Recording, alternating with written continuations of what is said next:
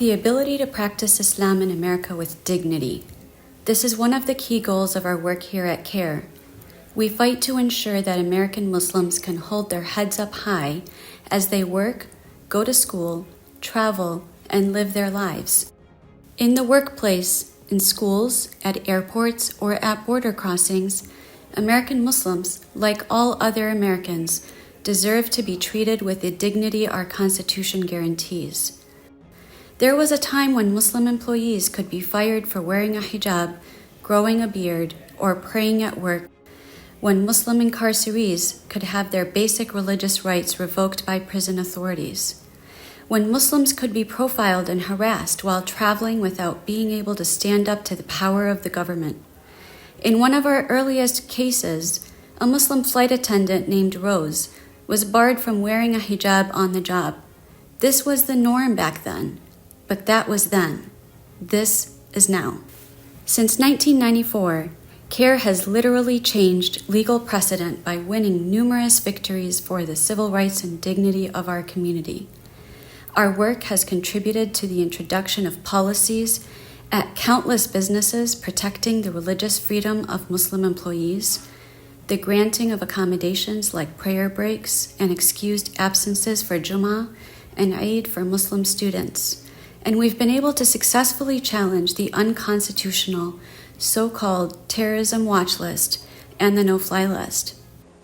Surveillance and secret lists, interrogations about our religion, and animosity disguised as law and aimed at schools and our houses of worship, these are the enduring challenges that our legal team zeroes in on.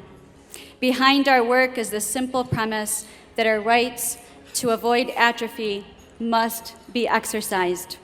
Just this past year, we settled a case on behalf of a Muslim woman working in Maryland. Her company denied her religious prayer breaks, and they harassed her for her religious dress and beliefs. But CARE was there. Thanks to CARE and the settlement, in addition to providing compensation, the employer has implemented a religious accommodations policy. It has also given its employees cultural competency and introduced anti-harassment and sensitivity training policies. We were also there to stop Riverside Regional Jail. Riverside Regional Jail instituted a God Pod, a special preferential living situation for Christians, excluding Muslims. They also prevented Muslims from getting their Ramadan meals on time, making them choose between practicing their faith and starving. Because of our victory, the God Pod was shut down, and now Muslims are able to keep the fast without worrying about starvation. Hundreds of jails and prisons are denying incarcerated Muslims their religious rights, from preventing them from praying and fasting to denying them prayer rugs and Qur'ans. Our lawsuits have made it possible for thousands of incarcerated Muslims to lead their own prayer and attend Jummah prayer for the first time in history in 8 states.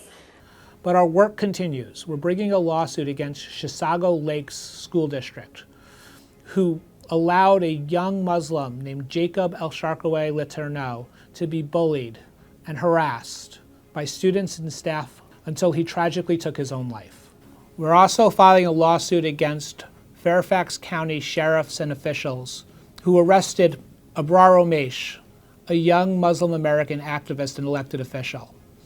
They pepper sprayed her unnecessarily, and they removed her hijab in order to take a booking photo. The court has already ruled that the hijabless photograph has violated Ms. Omesh's rights, and the photograph has been destroyed. Our work on the excessive force claim continues.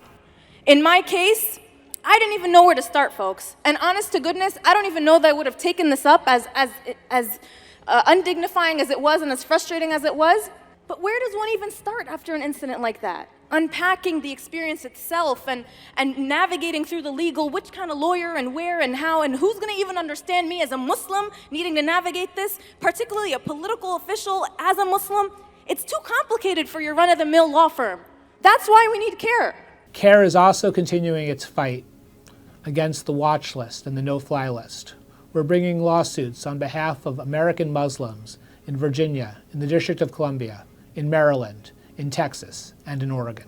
Just this past year, we filed a lawsuit on behalf of Abdul Qadir Noor, a Somali-American businessman and philanthropist. His electronics have repeatedly been seized by CBP agents when re-entering the country. Thanks to CARE, he too is now off the watch list. But new attacks on the dignity of our community continue to arise. In recent years, we've seen the passage of anti-BDS laws in 35 states. CARE is working to defeat those laws too. Last year, we filed a lawsuit on behalf of Razmi Hassouna against the city of Houston. Razmi is a Palestinian-American civil engineer who lost a contract because he refused to sign a loyalty oath to the State of Israel. A federal judge ruled that the law couldn't apply to Razmi. Our case continues in the Fifth Circuit. Although we've accomplished a lot in the last 28 years, we can accomplish more. But we need your support. We need your help to continue defending the dignity of our community in the courts. By ensuring our civil rights, we can secure the blessings of faith and democracy. We can grow the spirit of our community.